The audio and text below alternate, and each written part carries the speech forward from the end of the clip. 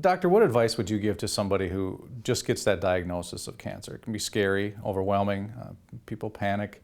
What are some of the first things that they should do when they hear those words? Well, it really depends on the stage of the diagnosis. For example, if you get diagnosed with a stage 1 or stage 2 cancer, usually just following the standard of care recommendations is fine, because the standard of care works for the early stage cancers. So I think my initial advice to the individual would be to listen carefully and understand what stage cancer you have.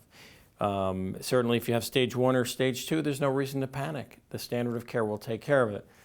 On the other hand, if you have stage 3 or stage 4 cancer, rather than simply saying, okay, I'm going to follow my doctor's advice, the individual has to do some research.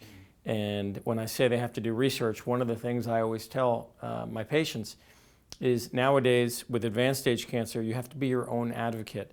You can't just sit back and just follow the directions of your oncologist.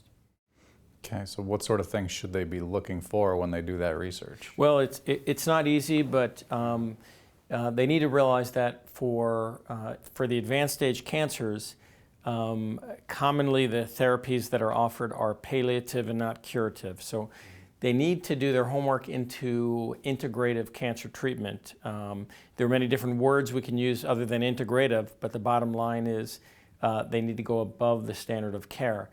So if they simply punched into Google integrative cancer treatment, they will come up with many different practitioners.